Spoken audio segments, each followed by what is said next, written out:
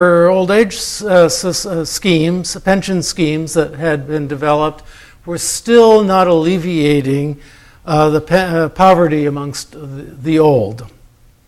Until the 1960s, more than 50% of senior citizens were living officially in poverty. Children, working children, took on a major responsibility for providing the money that their parents needed in order to survive, not to eat dog food, which was actually the subject of a television documentary in the early 1960s, the number of senior citizens in the United States surviving on dog food. Transportation was $250 a year. Their health care, you can see, is only $35 a year. You could go to a doctor for $2 at this point. Of course, doctors did not have all the technical equipment and so forth. By this time, what we can say is by 1940, the average Americans have reestablished a stable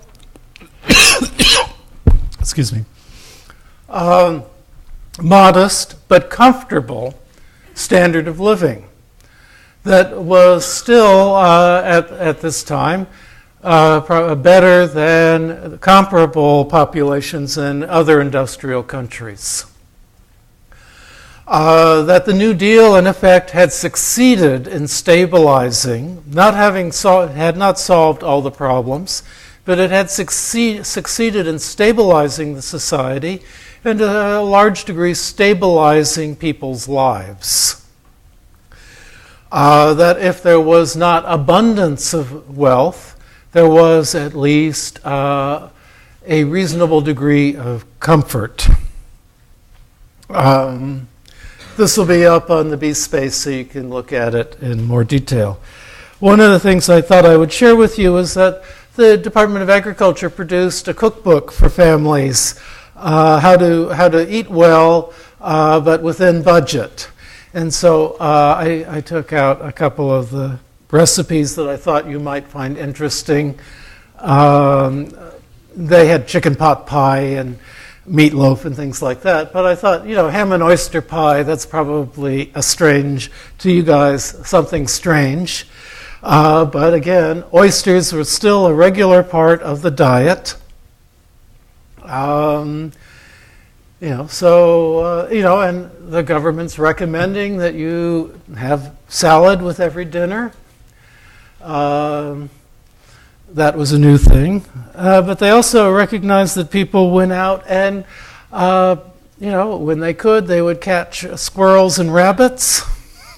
So here's a recipe to make a stew with your the local fauna of your neighborhood. And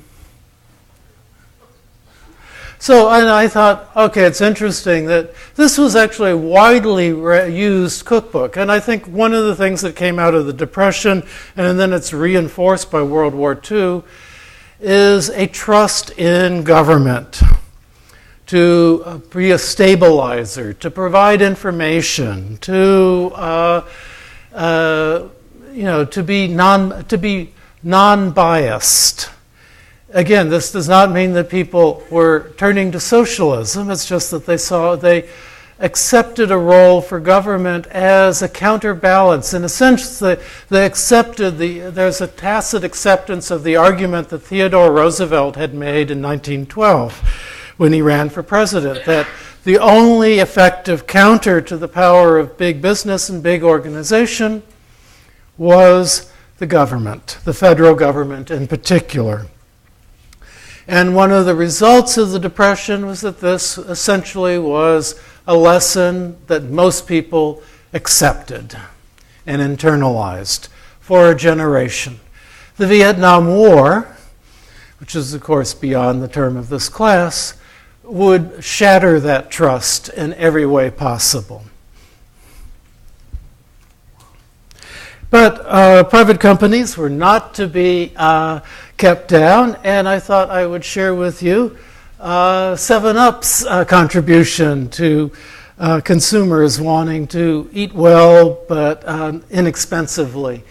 So 7-Up glazed ham, 7-Up fish fillets,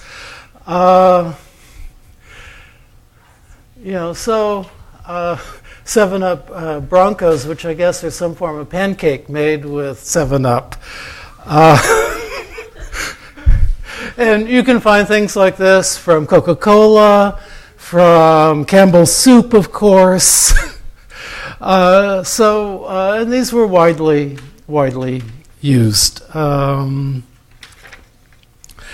So I think we'll leave it there. I mean,